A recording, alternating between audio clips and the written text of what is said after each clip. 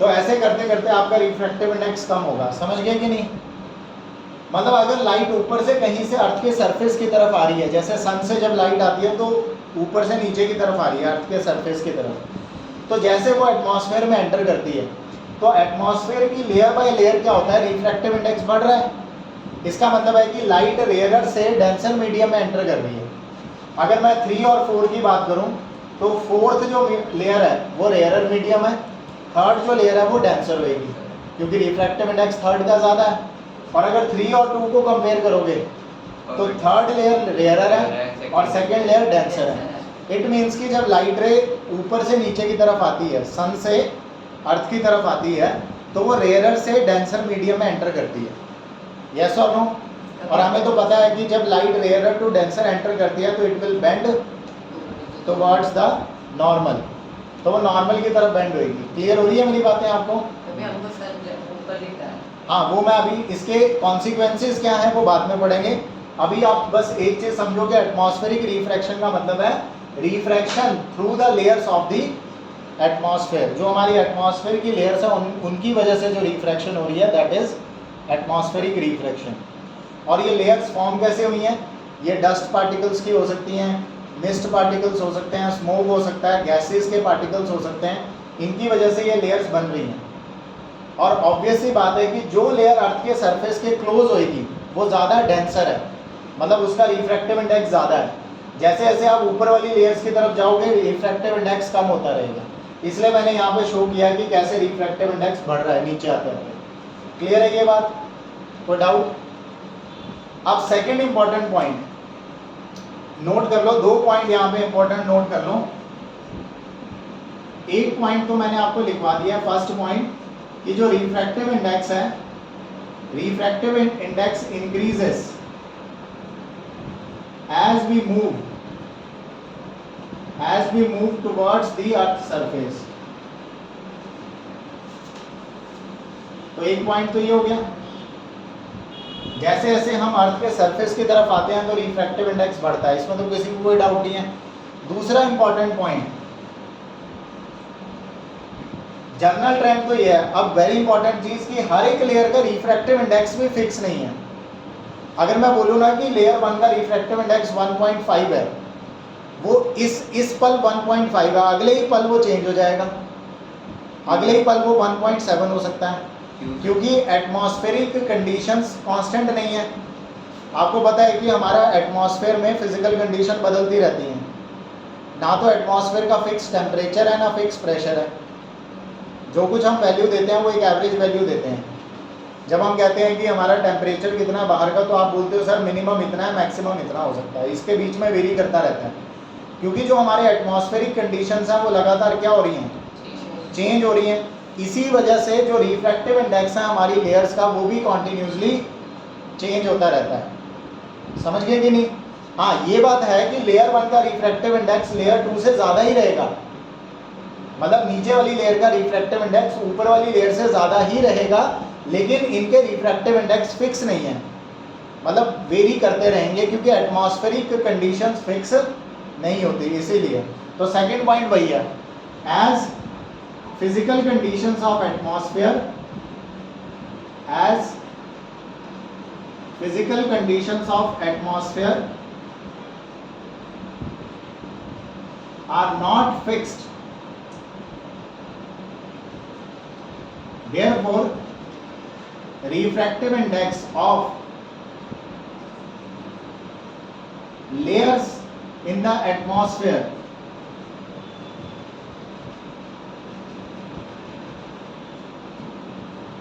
varies continuously with the time, मतलब time के साथ रिफ्रैक्टिव इंडेक्स बदलता रहता है। ये दो बातें दिमाग में बिठा के रखें, एक तो रिफ्रैक्टिव इंडेक्स निचली वाली लेयर्स का ज़्यादा है, ऊपर वाली लेयर का कम है। सेकंड बात है कि इनके रिफ्रैक्टिव इंडेक्स फिक्स नहीं है, ये लगातार वेरी करते रहते हैं। समझ गए ये चीज़? यस और नो? तो पहले इसको नोट कर लो इतना।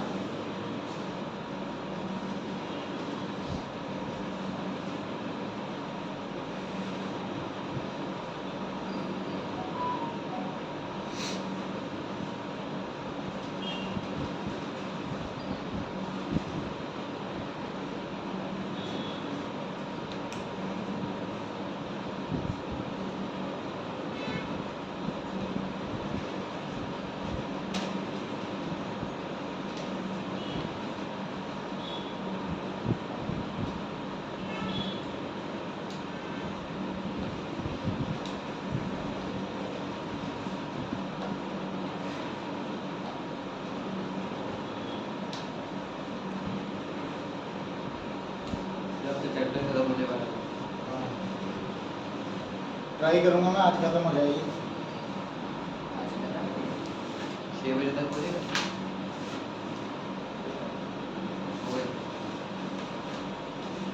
ठीक है, डन।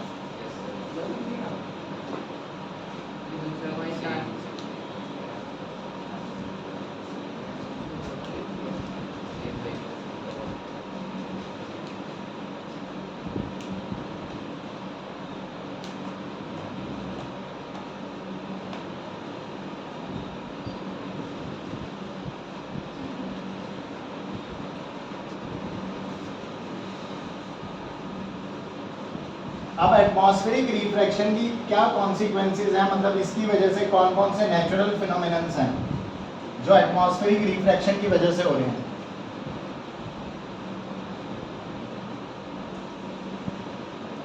नाउ एटमॉस्फेरिक रिफ्रैक्शन की वजह से आप 2-3 चीजें एक्सप्लेन कर सकते हो।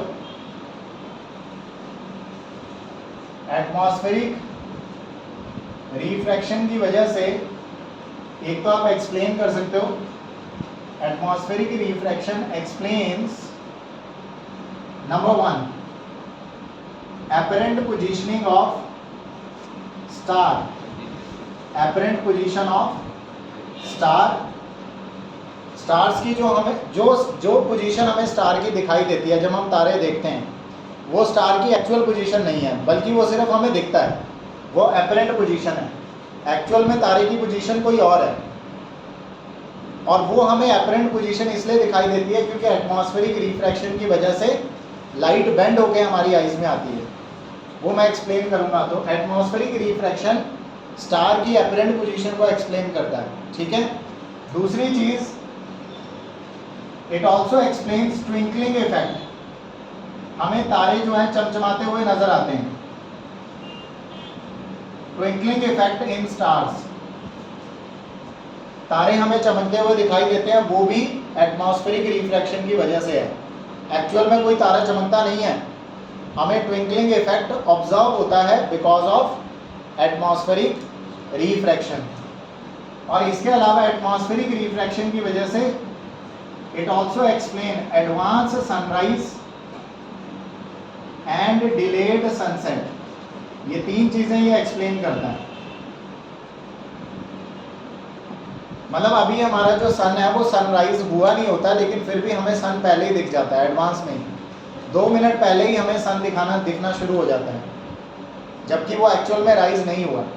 ऐसे ही 2 मिनट देर तक हमें सन दिखता रहता है, जबकि वो सनसेट हो चुका है, मतलब सूरज डूब चुका होता है, लेकिन फिर भी हमें 2 मिनट तक सूरज दिखाई देता है।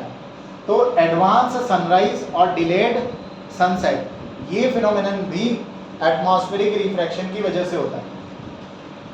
अब इन सबके पीछे रीजन वही है जो मैंने 2 पॉइंट लिखवाए ना, एटमॉस्फेरिक रिफ्रैक्शन में मैंने 2 नोट पॉइंट लिखवाए हैं, वही 2 नोट पॉइंट इन सबके पीछे का रीजन बनेगा, ठीक है।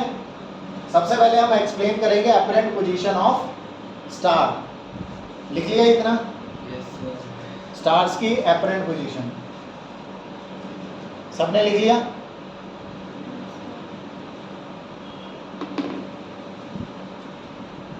तेज तो नहीं हो रहा? सही समझ आ रहा है?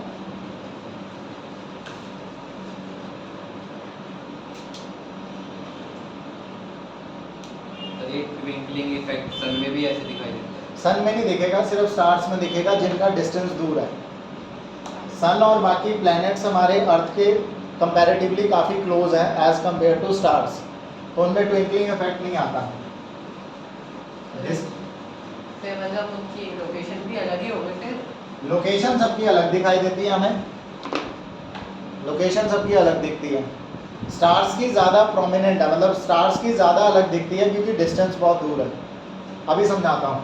तो सबसे पहला जो फिनोमिनन है that is apparent position of star. अब आपको ये ध्यान से समझना है, फिर से हमारा वही डायग्राम बनेगा। ये बच्चे हमारी अर्थ है, तो ये होगी हमारी अर्थ, और आप अर्थ के सरफेस पे यहाँ कहीं खड़े हैं मान लो, ठीक है। और ये हमारा कहीं दूर, हमारा कहीं स्टार है, यहाँ पर ये हमारे स्टार की एक्चुअल पोजीशन है, मतलब स्टार एक्चुअल में यहाँ पर है। स्टार की एक्चुअल पोजीशन ये है। अब जब स्टार से लाइट आएगी, अब आपको पता है कि बीच में क्या है, यहाँ पे बीच में एटमॉस्फेयर की लेयर्स हैं, यस और नो? Yes sir. बीच में हमारे एटमॉस्फेयर की बहुत सारी लेयर्स हैं। ये सिर्फ एक आइडिया के लिए मैं बता रहा हूँ कि काफ़ी सारी लेयर्स हैं एटमॉस्फेयर की इन बिटवीन। तो ये हमने बनाई लेयर्स ऑफ एटमॉस्फेयर, अलग अलग लेयर्स हैं, ठीक है।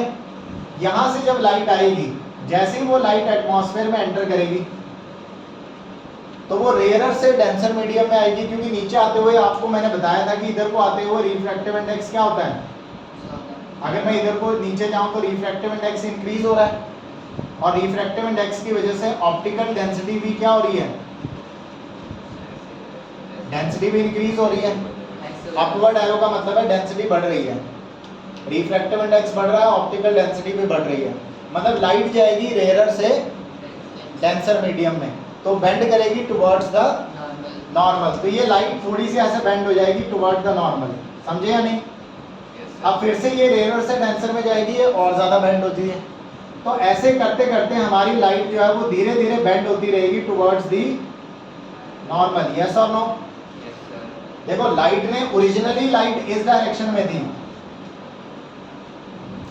वैसे लाइट ने इस डायरेक्शन में जाना था, समझे या नहीं? लेकिन एटमॉस्फेयर ने उसको क्या कर दिया, लाइट को रिफ्रैक्ट कर दिया, बेंड कर दिया। Good afternoon. क्योंकि लाइट ने उसको बेंड कर दिया है रेयरर से डेंसर में जाने की वजह से, बेंडिंग टुवर्ड द नॉर्मल। तो जब लास्ट टाइम लाइट हमारी आईज में एंटर कर रही है, तो वो जब लास्ट टाइम हमारी आईज में एंटर कर रही है, वो जिस एंगल से हमारी आंखों में लाइट एंटर कर रही है, ब्रेन को लगेगा कि लाइट सीधी आ रही है स्टार से। तो जिस एंगल पे हमारी लाइट आ रही है, ब्रेन को लगेगा कि एक्चुअल में स्टार यहाँ पर है, इसकी हाइट ज़्यादा बनाना उससे, मतलब ये लोअर हाइट पे है, मैं इसको थोड़ा सा और आगे नीचे कर देता हूँ, ठीक है। तो हमारे ब्रेन को लगेगा कि लाइट जो है वो जिस एंगल से हमारी आंखों में एंटर करेगी स्टार लाइट, ब्रेन को तो यही लगेगा। उसकी इंटरप्रिटेशन तो ऐसी ही है कि लाइट डायरेक्ट आ रही है स्ट्रेट, बिना बेंड हुए। जैसे हमने पढ़ा ना हाइपरमेट्रोपिया मायोपिया की करेक्शन में, कि हम बाहर एक लेंस पहन लेते हैं, ब्रेन को लगता नहीं पता कि बेंड होके आ रही है लाइट, ब्रेन को लगता है कि लाइट सीधी आ रही है। वैसे ही हमारे ब्रेन को लगता है कि लाइट जो है डायरेक्ट आ रही है सन से, बिना बेंड हुए। तो हमें स्टार की पोजीशन यहाँ दिखाई देती है, बट ये स्टार की क्या है, ये स्टार की एपरेंट पोजीशन है, जबकि स्टार की एक्चुअल पोजीशन ये है, यस और नो? अब ये चीज किस वजह से हुई, आप मुझे बता सकते हो? क्या सर? ये चीज किस वजह से हुई? एटमॉस्फेरिक रिफ्रैक्शन की वजह से। ना ये एटमॉस्फेयर होता, ना उसकी ये लेयर्स होती, ना लाइट बेंड करती टुवर्ड्स द नॉर्मल, और ना ही हमें ऐसे ये पोजीशन दिखाई देती।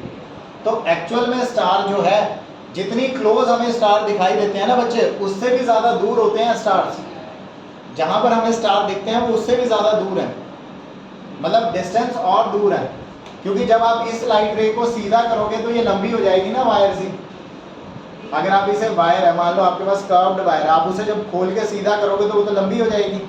यही होता है लाइट के साथ, क्योंकि ब्रेन को लगता है कि लाइट सीधी आ रही है, तो हमें स्टार्स एक्चुअल में काफ़ी ज़्यादा दूर दिखाई देते हैं, ठीक है, बट होते वो थोड़े से पास हैं। सॉरी मैंने लास्ट टाइम गलत बोल दिया, दिखते हमें दूर हैं, होते क्या हैं, पास हैं, समझे या नहीं? एक क्वेश्चन है, हाँ। जैसे जो स्टार्स बिलियन ऑफ लाइट सबसे दूर है, हाँ, तो फिर जब तक हमारे पास कोई लाइट आती तो उनकी अलग पोजीशन नहीं हो जाती? हाँ, वही मैं बताना चाह रहा था। पहले तो ये है कि हमें सही पोजीशन नहीं दिखती, पहली बात तो ये। अब सपोज करो कि t इज इक्वल टू, अब मान लो कि at t is equal to t1 time, t1 time पे आपको ये दिखाई दे रहा है। किसी पर्टिकुलर टाइम पे जब आपने स्टार को देखा, तब स्टार की पोजीशन थी ये, इस वाले स्टार की। अब अगले ही कुछ टाइम के बाद किसी और टाइम पे आप उसे देखना वाले हैं, 10-15 मिनट बाद आपने फिर से उसी स्टार को देखा, तो उसकी पोजीशन बदल चुकी होगी। मतलब पहले आपको जिस पोजीशन पे स्टार दिख रहा था, अब वो उस पोजीशन पे नहीं रहेगा, वो किसी और पोजीशन पे दिखेगा। रीज़न, सेकंड पॉइंट, ये जो एटमॉस्फेयर की जो लेयर्स हैं उनके रिफ्रैक्टिव इंडेक्स फिक्स नहीं है। उनके रिफ्रैक्टिव इंडेक्स लगातार चेंज होते रहते हैं, क्योंकि हमारे एटमॉस्फेयर की फिजिकल कंडीशंस कांस्टेंट नहीं है, इसीलिए हमें ये पोजीशन भी बदलती हुई नजर आएगी। अभी यहाँ नजर आ रहा है, अगले ही मोमेंट पे हो सकता है, आप डायग्राम चाहे बनाना चाहो बना सकते हो, अगले मोमेंट पे हो सकता है कि रिफ्रैक्टिव इंडेक्स बदल गया, बेंडिंग ज़्यादा हो गई, पहले लाइट कम बेंड हो रही थी, मान लो कि पहले फिर लाइट ऐसे आ रही है, ठीक है, लाइट ऐसे आ रही है तो लाइट की बेंडिंग थोड़ी कम हो रही है, और लास्ट टाइम लाइट ऐसे एंटर की आंखों में, फिजिकल कंडीशंस बदल रही हैं, तो स्टार की पोजीशन यहाँ कहीं दिखेगा, समझे या नहीं? क्योंकि इनकी जो लेयर्स की रिफ्रैक्टिव इंडेक्स है वो लगातार बदल रहा है, इसी वजह से अमाउंट ऑफ बेंडिंग भी लाइट की चेंज होती रहती है, समझे या नहीं? मतलब कि स्टार एक तो हमें सही जगह पे दिखता नहीं है, और जिस जगह पे दिखता है वो भी वो पोजीशन भी फिक्स नहीं है, वो भी चेंज होती रहेगी, समझ गए ना ये चीज? तो ये था एपरेंट पोजीशन ऑफ स्टार्स। तो यहाँ पे दो मेन बातें हैं, वही एक्सप्लेनेशन। ऐसा सर ये सैटेलाइट और ये क्लाउड्स के साथ भी होता है? नहीं, ज़्यादा डिस्टेंस नहीं है इनका, तो एटमॉस्फेयर रिफ्रैक्शन करता है बट वो नेग्लिजिबल है। सैटेलाइट के साथ होगा? सैटेलाइट के साथ इसलिए भी नहीं होता क्योंकि एक तो ये पॉइंट सोर्सेज ऑफ लाइट है, अच्छा, मतलब बहुत मतलब हमारे लिए बहुत छोटे हैं, क्योंकि बहुत दूर है ना तो हमें पॉइंट ही नज़र आता है। सैटेलाइट प्लैनेट वगैरह बड़े बड़े साइज के हैं। डिस्टेंस पे भी डिपेंड करता है। हाँ, फर्क पड़ता है, ठीक है। ठीक है। ये किसी पर्टिकुलर टाइम पे ही इसकी पोजीशन है, ठीक है। यहाँ पे ही आप नोट करके लिख सकते हो, इसके साथ एरो बना के,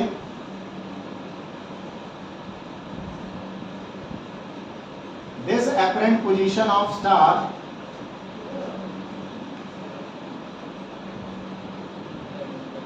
also this apparent position of star is not fixed, it varies with the time,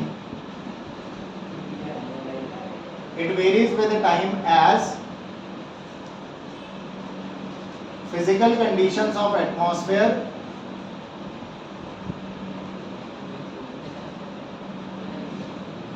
as physical conditions of atmosphere are not fixed।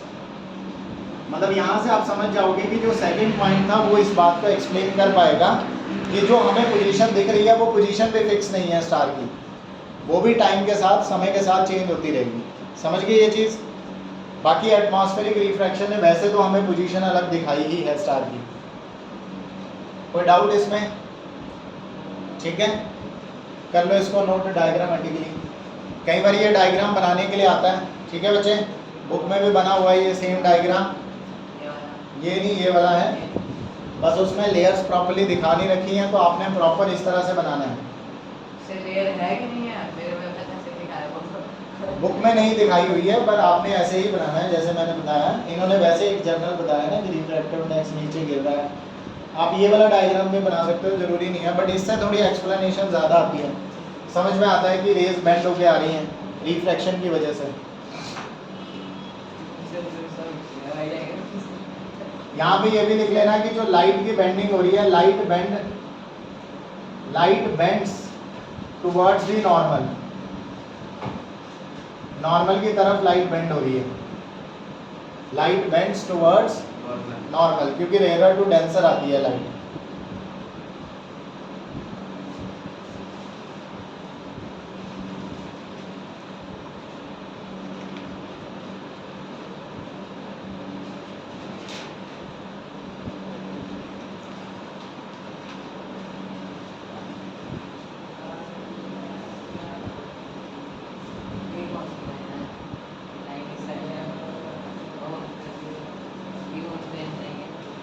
Normal है।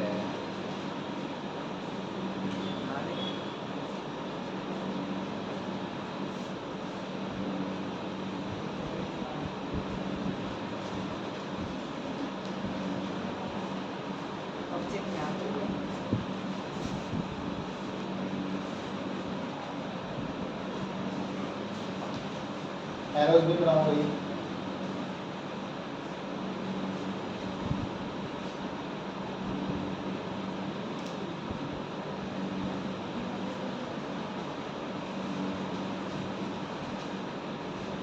अपने वर्ड्स में इसको एक्सप्लेन कर लोगे? The star light which is coming from the star, it bends towards the normal as it is going from rarer to denser medium through the layers of the atmosphere. ठीक है, समझ गए? At last when light enters into the eye, so it is due to the interpretation of the brain that light is coming directly straight from the object. ठीक है, which is responsible for the apparent position of star. Clear है ये चीज? अब language आपकी है, explanation आपने करनी है।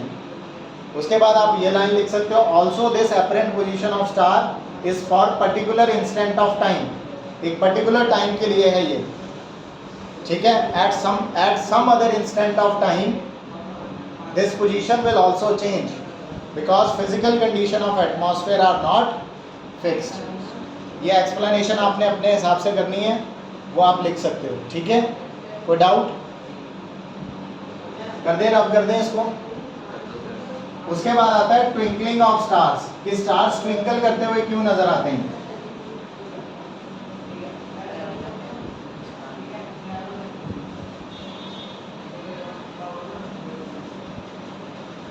बेटा उसके पीछे का कारण भी पॉइंट नंबर 2 है नोट का, यही फिजिकल कंडीशन जो है एटमॉस्फेयर की वो कांस्टेंट नहीं है। ये सिर्फ सुनने वाली बात है, ध्यान से सुन लो कि स्टार्स ट्विंकल करते हुए नजर क्यों आते हैं।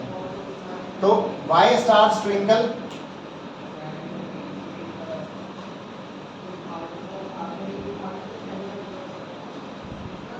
तो इसका आंसर क्या है?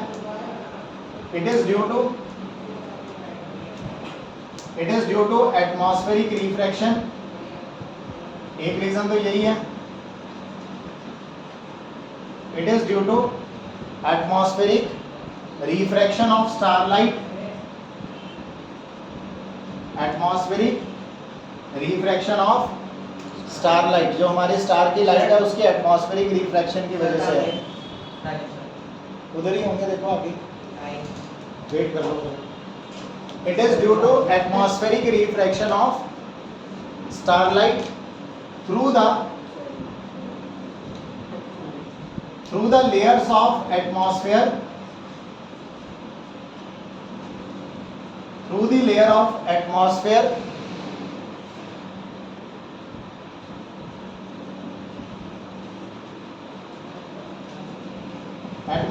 of varying refractive index,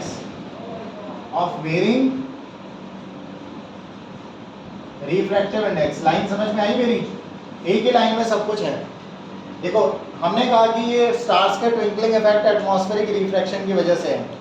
atmospheric refraction कहाँ से होती है? जो एटमॉस्फेयर की लेयर्स है वहाँ से होती है, और उन लेयर्स का जो रिफ्रैक्टिव इंडेक्स है वो लगातार वेरी करता है, वेरिंग रिफ्रैक्टिव इंडेक्स, इस वजह से होता है।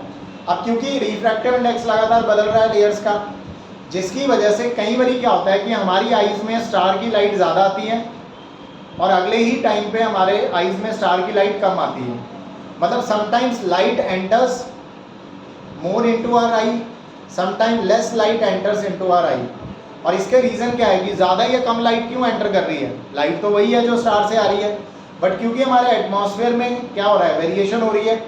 तो एटमॉस्फेयर में जब वेरिएशन होती है तो रिफ्रैक्टिव इंडेक्स बदलता है लेयर्स का, और जब लेयर्स का रिफ्रैक्टिव इंडेक्स बदलता है तो कई बारी तो लाइट ज़्यादा आ जाती है आंखों में। जब रिफ्रैक्टिव इंडेक्स कम हो जाता है लेयर का तो हमारी आइज़ में ज़्यादा लाइट आ जाती है, और अगले ही पल जब रिफ्रैक्टिव इंडेक्स बढ़ जाता है लेयर का तो ज़्यादा कम लाइट हमारी आइज़ में एंटर करती है। क्योंकि जब रिफ्रैक्टिव इंडेक्स ज़्यादा होगा तो मीडियम डेंस हो जाएगा, जब मीडियम डेंस हो जाएगा तो लाइट कम आएगी फिर हमारी आइज़ में, वो रोक लेगा लाइट को, डेंसर मीडियम। जब रिफ्रैक्टिव इंडेक्स कम होगा तो डेंसिटी कम हो जाएगी मीडियम की लेयर की, और आराम से लाइट उस हल्के मीडियम से निकल जाएगी, तो फिर ज़्यादा लाइट हमारी आंखों में आ जाएगी। समझ रहे हो ना? तो होता क्या है कि क्योंकि हमारे एटमॉस्फेयर की कंडीशंस लगातार बदल रही हैं, रिफ्रैक्टिव इंडेक्स बदल रहा है, लेयर का रिफ्रैक्टिव इंडेक्स बदल रहा है, जिस वजह से कभी लाइट ज़्यादा आ जाती है, कभी लाइट कम आती है। तो जब लाइट कम या ज़्यादा होकर हमारी आइज़ में पहुंचती है तो हमें स्टार्स कैसा नज़र आता है? ट्विंकलिंग करता हुआ नज़र आता है। समझ गए कि नहीं? तो इसी लाइन में वो रीज़न है basically. So stars twinkle due to the atmospheric refraction of star light. through the layers of the atmosphere of varying refractive index. ठीक है, उसके बाद आप क्या लिखोगे, due to varying refractive index. अब जब रिफ्रैक्टिव इंडेक्स बदल रहा है, due to varying refractive index, optical density of layers in the atmosphere, optical density of layers in the atmosphere also varies with the time. ये भी time के साथ change हो रही है, यस और नो, क्योंकि रिफ्रैक्टिव इंडेक्स बदल रहा है इसलिए ऑप्टिकल डेंसिटी बदल रही है. सही है ये बात.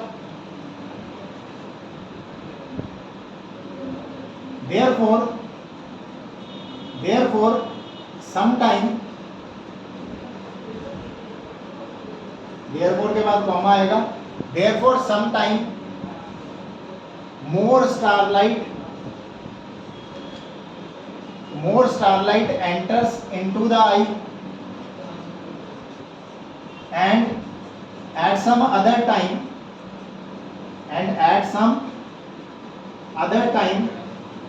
less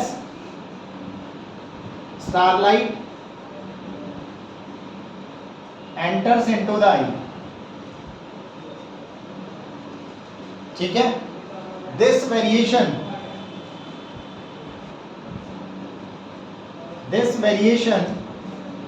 in the amount of light,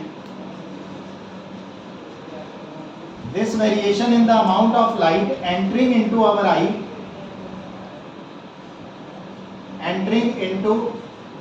our eye, shows twinkling effect in stars.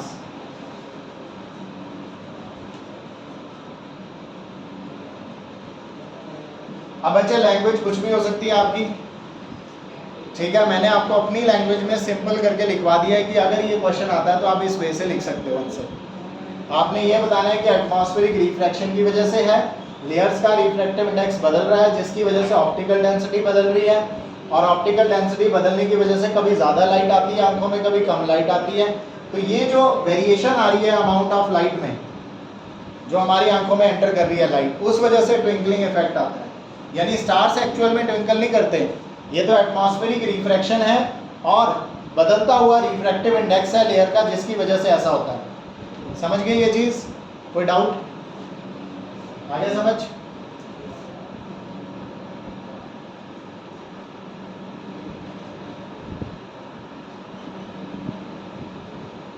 ठीक है, क्वेश्चन है, हाँ जी. जैसे फिर वो जो टेलीस्कोप से देखते हैं, फिर वो उस टाइम ऐसा तो स्टार्स नहीं दिखते हमें आसानी से, वो तो प्लैनेट्स वगैरह दिख जाते हैं, बहुत ही ज़्यादा दूर हैं. टेलीस्कोप की इतनी रिजॉल्विंग पावर नहीं है कि वो इतनी दूर की चीज़ों को देख सकें.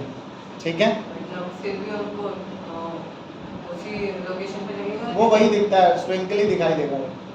नहीं, वो उस लोकेशन पे नहीं दिखता, वो तो अब जब आपने आगे से नए लेंसेज लगा लिए हैं टेलीस्कोप में, तो हमें वो पास दिखाई देगा, पर दिखेगा ट्विंकल करता ही, क्योंकि लाइट तो एटमॉस्फेयर से होके ही आ रही है.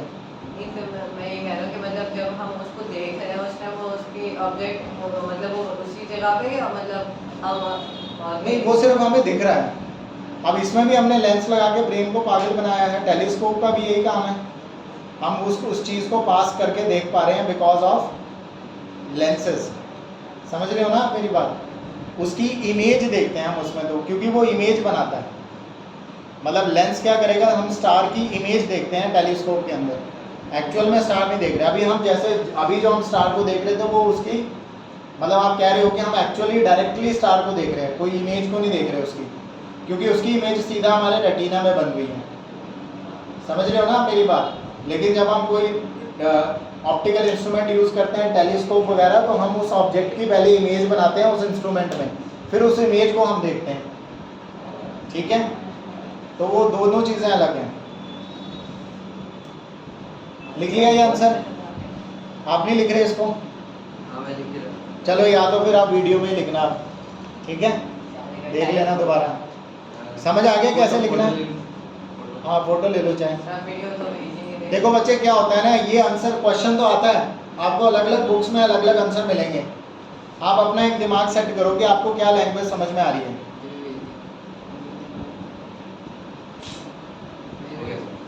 या तो आप बुक वाला कोई आंसर याद कर लो, वो भी सही है, अदरवाइज अगर आपको समझ के लिखना है तो ये मेथड है उसको लिखने का। ठीक है, क्लियर है ये चीज़?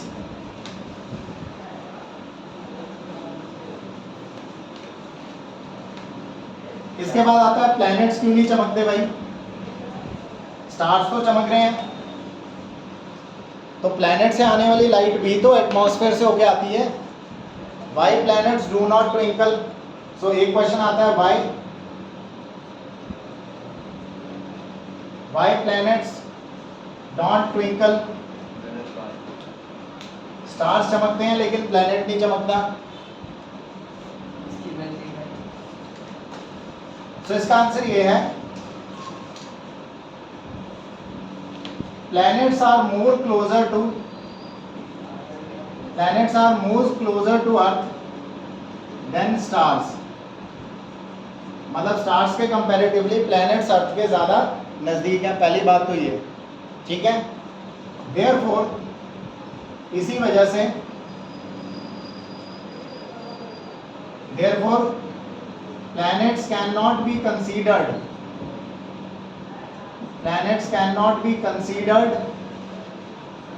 as point sources of light। Planets cannot be considered as point sources of light। अब देखो, आपको पता है जो चीज आपसे जितनी दूर जाएगी वो उतनी छोटी होती जाएगी, यही होता है ना। अब स्टार्स इतने ज़्यादा दूर है अर्थ से कि वो हमें एक पॉइंट की तरह नज़र आते हैं, और हमें ऐसा लगता है कि जो स्टार से लाइट आ रही है वो एक पॉइंट से लाइट आ रही है। लेकिन प्लैनेट अर्थ के नज़दीक है, प्लैनेट का साइज कंपैरेटिवली हमें बड़ा नज़र आता है, क्योंकि वो अर्थ के ज़्यादा क्लोज हैं, तो हम उन्हें पॉइंट सोर्स ऑफ लाइट नहीं ले सकते। हम ये नहीं मान सकते कि प्लैनेट से लाइट सिर्फ एक पॉइंट से आ रही है, बल्कि प्लैनेट के पूरे साइज में, अगर मान लो ये पूरा हमारा प्लैनेट है, तो प्लैनेट में ऐसे बहुत सारे पॉइंट्स होंगे। समझ रहे हो कि नहीं? आ रही है बात समझ? प्लैनेट में बहुत सारे पॉइंट्स होंगे, तो हम ये नहीं कह सकते कि लाइट सिर्फ एक सिंगल पॉइंट से आ रही है, क्योंकि प्लैनेट नजदीक है अर्थ के, तो हम उसे एक पॉइंट नहीं ले सकते। जैसे स्टार को तो हम दिखा सकते हैं कि ये रजी स्टार को क्या दिखा सकते हैं? पॉइंट दिखा सकते हैं, लेकिन क्या हम प्लैनेट को एक पॉइंट की तरह दिखा पाएंगे? नहीं, बल्कि प्लैनेट को तो हम बहुत सारे पॉइंट्स की कलेक्शन बता सकते हैं कि जो प्लैनेट है that is a collection of so many points. मतलब, और हर एक पॉइंट सोर्स ऑफ लाइट है। आप ध्यान से समझ लो पहले, अगर प्लैनेट को मैं बहुत सारे पॉइंट्स का कलेक्शन मान सकता हूँ, प्लैनेट को बहुत सारे पॉइंट्स का कलेक्शन ले सकते हैं, तो आप जरा सोचो, पॉइंट नंबर 1 से जो लाइट आ रही है, मान लो ये वाला पॉइंट है, इससे जो लाइट आ रही है वो ट्विंकलिंग इफेक्ट शो करेगी? बिल्कुल करेगी, क्योंकि पॉइंट से जब लाइट आती है तो कभी ज़्यादा आती है कभी कम आती है, just like star twinkling effect show करेगा। सही है कि नहीं? लेकिन इस पॉइंट के नेबरहुड में, ध्यान से सुनना, इस पॉइंट के नेबरहुड में जो दूसरा पॉइंट है वो अलग से ट्विंकलिंग इफेक्ट दे रहा है, उसके नेबरहुड में जो तीसरा पॉइंट है वो भी ट्विंकलिंग इफेक्ट दे रहा है, और ऐसे ही बहुत सारे कलेक्शन है, और हर एक पॉइंट जो है वो ट्विंकलिंग इफेक्ट दे तो रहा है, लेकिन हमारी आंखें उसको सेंस नहीं कर पा रही, हमारी आईज उसको सेंस नहीं कर पा रही। क्या ये सारे बल्ब, मान लो ये एलईडीज हैं, छोटी छोटी पॉइंट लाइट्स एलईडीज हैं, क्या ये सारी एलईडीज एक टाइम पे ग्लो करेंगी और एक टाइम पे बंद होंगी? ऐसा लगता है आपको? हो सकता है कि जिस समय, जिस टाइम पे ये वाला पॉइंट ब्राइट लाइट दे रहा है, उसी टाइम पे ये वाला पॉइंट डिम लाइट दे रहा है। समझ रहे हो? फिर अगले पल, जब हम अगले पल आए तो ये डिम की जगह ब्राइट देना शुरू हो गया, और वो ब्राइट की जगह डिम दे रहा है, क्योंकि ट्विंकलिंग इफेक्ट तो आ ही रहा है, ब्राइट डिम, हर पॉइंट यही कर रहा है, ब्राइट डिम। लेकिन प्रॉब्लम ये है कि ये पॉइंट एक तो बहुत ज़्यादा क्लोज है, तो जब एक पॉइंट ब्राइट शो हो रहा है और उसके बिल्कुल नेबरहुड वाला पॉइंट डिम लाइट शो कर रहा है, एक ब्राइट शो कर रहा है एक डिम शो कर रहा है, तो हमारी आंखों को तो ब्राइट सेंस होगा। आपकी आंखें सेंसिटिव किसके लिए हैं? ब्राइट लाइट के लिए सेंसिटिव है, डिम तो दिखेगा ही नहीं। जब डिम के बगल में ही ब्राइट है तो हमें सेंस क्या होगा, ब्राइट, हमारी आंखों को ब्राइट दिखेगा। समझ गए कि नहीं? अब अगले ही पल क्या हुआ, ये डिम हो गया और ये ब्राइट हो गया, अब आपको क्या दिखेगा, अब भी आपको ब्राइट ही दिखेगा, डिम नहीं दिखेगा। आ रही है बात समझ? तो हमारी आंखों में लगातार ब्राइट लाइट ही आती रहेगी। हालांकि इंडिविजुअल क्या हो रहा है, इंडिविजुअली पॉइंट लेवल पे जाके देखोगे, एक एक पॉइंट को देखोगे तो ट्विंकल आ रहा है, ट्विंकलिंग इफेक्ट ऑब्जर्व हो रहा है। लेकिन क्योंकि बहुत सारे पॉइंट एक साथ ऐसा ऐसा कर रहे हैं तो हमें सिर्फ ब्राइट ही दिखाई दे रहा है ओवरऑल, क्योंकि हमारी आईज ज़्यादा ब्राइट को लेके सेंसिटिव है। आ रही है बात समझ में? जैसे मान लो कि जब आप ट्रैफिक लाइट पे जाते हो, वहाँ पर जो लाल रंग की रेड लाइट होती है, वो रेड लाइट एक बड़ा बल्ब नहीं होता, उसके अंदर छोटे छोटे एलईडीज होती हैं, उसके अंदर छोटी छोटी एलईडीज होती हैं। कभी पास जाके देखोगे तो दिखेगा आपको। हम तो दूर से देखते हैं कि वो सामने रेड लाइट दिख रही है। कभी आपको ऑब्जर्व हुआ कि इनके बीच में यहाँ पर कोई लाइट नहीं है, इस वाले जोन में लाइट है ही नहीं, पर कभी आपको लगा कि वहाँ काला दिख रहा है बीच में? दिखता ही नहीं। हमें ऐसा लगता है कि पूरा ये एक सिंगल बल्ब है, वो पूरा ग्लो कर रहा है रेड कलर का। बट जब हम बिल्कुल पास जाके देखते हैं तो हमें समझ में आता है कि यहाँ पर एक रेड कलर की एलईडी जल रही है, फिर उसके बाद यहाँ एक रेड कलर की एलईडी जल रही है और बीच में कुछ नहीं जल रहा। पर हमें वो जो डिम पोर्शन था वो सेंस ही नहीं हुआ, क्योंकि डिस्टेंस ज़्यादा था तो हम सेंस नहीं कर पाए। आ रही है बात समझ में? यही हो रहा है प्लैनेट के साथ और स्टार्स के साथ। प्लैनेट के साथ एक तो ठीक ठाक हमसे दूर तो हैं ही, ठीक है, बट हम उनके बीच में जो डिमनेस आ रही है उसको हम सेंस नहीं कर पा रहे हैं। क्लियर हो रही है मेरी बात या नहीं? तो पहली बात तो ये, इसका आंसर कैसे लिखेंगे? Planets are more closer to earth than stars, therefore planets can not be considered as point sources of light. तो हम प्लैनेट को पॉइंट सोर्स की तरह नहीं ले सकते। हाउएवर, जबकि हम उसे कंसीडर कर सकते हैं। However planets are considered as extended, planets को हम एक्सटेंडेड सोर्स ऑफ लाइट मानते हैं। एक्सटेंडेड सोर्स ऑफ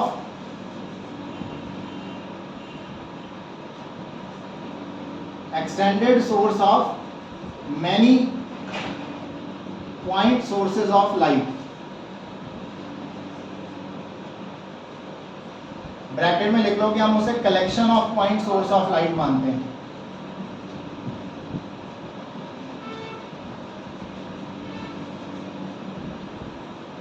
कि वो कोई सिंगल सोर्स नहीं है, जबकि हम प्लैनेट को एक एक्सटेंडेड सोर्स ऑफ लाइट मानते हैं। Extended source of many point sources of light, यानी उसे कलेक्शन की तरह लिया जाता है।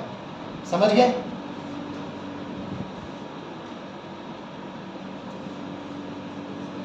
द अमाउंट ऑफ लाइट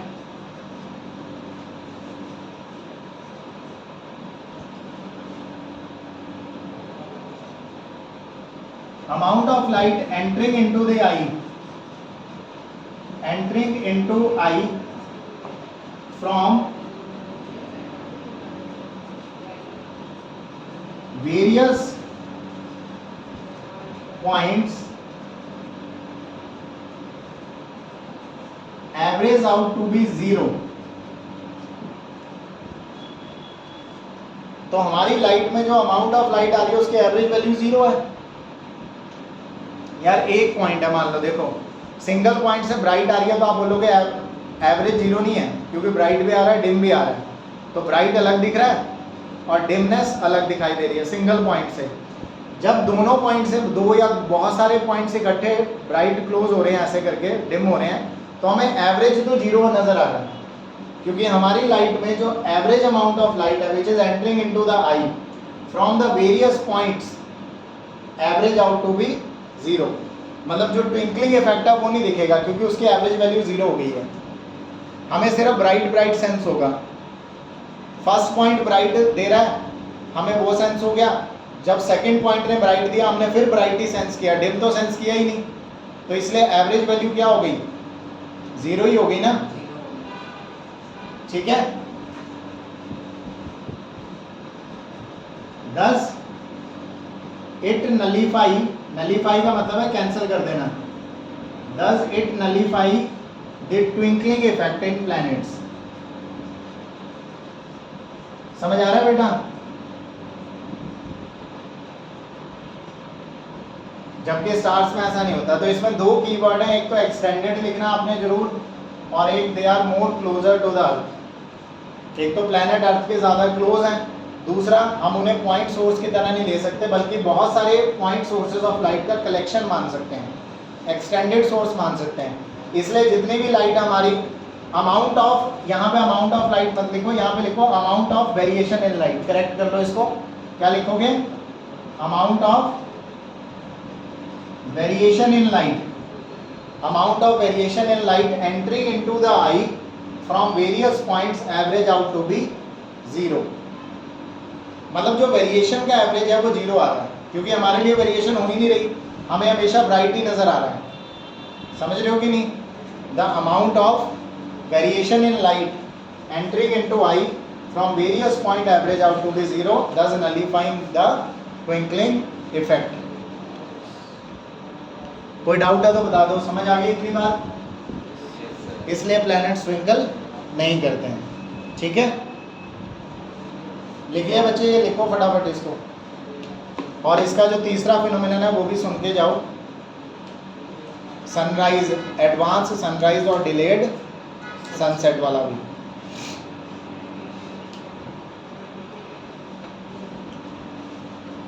ठीक है, 4.5 नंबर आए हैं आपके, आपके भी, और नैतिक के 10.5। हाँ पता था इनको, हार्ट का डायग्राम पता सर, हार्ट का जो डायग्राम ठीक हुआ था, हाँ उसी के 1.5 नंबर है। है मिला सर वो तो पूरा था, उसको तो आपने सिर्फ 5 मार्क्स का था वो तो। ये आपने ले लेनी है, आपने नहीं ली, ये ले लेना, ठीक है, जाते हुए। अब बेटा आता है advance sunrise and delayed sunset.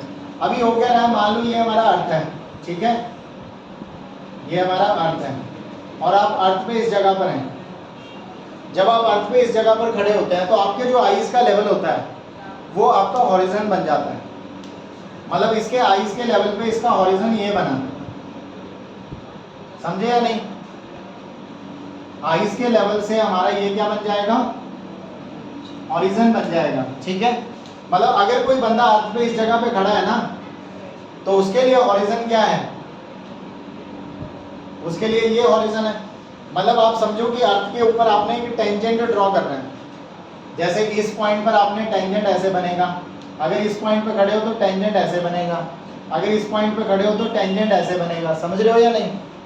तो फिलहाल हम ऊपर वाला दिखाते हैं। तो इस तरह से मान लो कि ये आपके आइज के लेवल के हिसाब से ये आपका हॉरिजन है। हॉरिजन का मतलब है अगर सन इससे नीचे हुआ तो हम बोलेंगे वो सनसेट है, मतलब सन अभी उगा ही नहीं, सनराइज ही नहीं हुआ। अगर सन जब इस हॉरिजन लाइन के ऊपर आएगा तो हम बोलेंगे सनराइज हुआ। समझे या नहीं? अब होता ये है कि जब सन राइज हो रहा होता है तो थोड़ी देर पहले, हॉरिजन से 2 मिनट पहले तक सन यहाँ कहीं होता है। मैं थोड़ा इसको छोटा बना देता हूँ, तो सन हमारा यहाँ कहीं होता है। अभी ये सनसेट है, मतलब अभी सनराइज हुआ नहीं है। क्या हो रहा है? अभी सनराइज नहीं हुआ। ठीक है, अब क्या होगा, लेकिन लाइट, सन अभी हॉरिजन से नीचे है, सनराइज ही है, सनराइज नहीं हुआ है, बट जो लाइट निकलेगी यहाँ से, सन से जो लाइट आ रही है बच्चे, वो बेंड होके हमारी आईज में पहुंचेगी। और ये बेंडिंग क्यों हो रही है लाइट की? क्योंकि यहाँ पे एटमॉस्फेयर की लेयर्स हैं। यहाँ पे क्या है? एटमॉस्फेयर की लेयर्स हैं जो लाइट को रेयर टू डेंसर लेके जाती हैं और लाइट बेंड होती है, ठीक वैसे ही जैसे स्टार के केस में हुआ। तो जो हमारी एटमॉस्फेयर की लेयर्स हैं उसने लाइट को, सन से आने वाली लाइट को क्या कर दिया? बेंड कर दिया। पर जब हमारी आइज में लाइट पहुंची, वो जितने एंगल पे हमारी आइज में लाइट पहुंची तो हमें लगेगा कि सन यहाँ पे है। यस और नो? जबकि सन की एक्चुअल पोजीशन अभी ये रही, ये सन की क्या है? एक्चुअल पोजीशन है। बट सन हमें दिख कहाँ रहा है? हमें सन दिखाई यहाँ दे रहा है। तो क्या हम कह सकते हैं कि अभी सूरज उगा भी नहीं था जबकि हमें सूरज दिखना शुरू भी हो गया? क्योंकि वो जो इमेज बन रही है वो हॉरिजन से ऊपर बन रही है और एक्चुअल में सन हॉरिजन के नीचे है। इसको बोलते हैं एडवांस सनराइज, यानी हमें 2 मिनट पहले ही सूरज क्या दिखता है? हॉरिजन से ऊपर दिखना शुरू हो जाता है, जबकि एक्चुअल में वो हॉरिजन के नीचे होता है। समझे या नहीं बच्चे? यही सेम कहानी होती है सनसेट के टाइम पे। जब सनसेट हो चुका होता है, हॉरिजन से नीचे आ गया सन, सनसेट हो चुका है मतलब डूब चुका है, सूरज जो है डूब चुका है, लेकिन फिर भी उसकी लाइट हमारी आइज तक पहुंचती है और हमें अभी भी वो हॉरिजन के ऊपर ही दिखता है। यानी उगता 2 मिनट पहले है और छिपता 2 मिनट बाद है। तो 2 मिनट तक हमें पहले सनराइज होने पहले ही दिख जाता है और 2 मिनट डिले तक हमें सन दिखता रहता है। तो टोटल 4 मिनट एक्स्ट्रा सन दिखाई देता है हमें। समझे या नहीं? एक दिन में। तो इसी को बोलते हैं एडवांस सनराइज और डिलेड सनसेट। और इसका रीजन क्या है? रीजन बच्चे वही है, एटमॉस्फेरिक रिफ्रैक्शन। आप एक्सप्लेनेशन ऐसे दोगे कि when sun is near to the horizon, when sun is below and near to the horizon, जब सन हॉरिजन से नीचे है और उसके नियर बाय है, then the light coming from the sun has to pass through the atmosphere of the earth. So when it is passing through the atmosphere, it will bend towards the normal because of the different refractive index of the layers of the atmosphere. ठीक है? Due to this bending of light enters into the eye. When light enters into the eye, it will enter at certain angle. So due to the interpretation of the brain, sun appears above the horizon. समझ गए ना आप चीज़ कैसे लिखोगे? मतलब explanation आपकी है, आप बस मतलब समझो कि एटमॉस्फेरिक रिफ्रैक्शन की वजह से ऐसा होता है। लाइट बेंड होकर हमारी आइज में आ रही है, इसलिए हमें सन कहीं और दिख रहा है, जबकि वो एक्चुअल में हॉरिजन के नीचे ही है अभी। तो वो एडवांस सनराइज हो गया। कोई डाउट? ठीक है, तो इसको अच्छे से रीड कर लेना, बाकी फिर अगली क्लास में करते हैं। थोड़ा सा ही रह गया, वैसे ऑलमोस्ट ख़त्म ही है। स्कैटरिंग ऑफ लाइट बचा है, तो वो नेक्स्ट क्लास में कर लेंगे।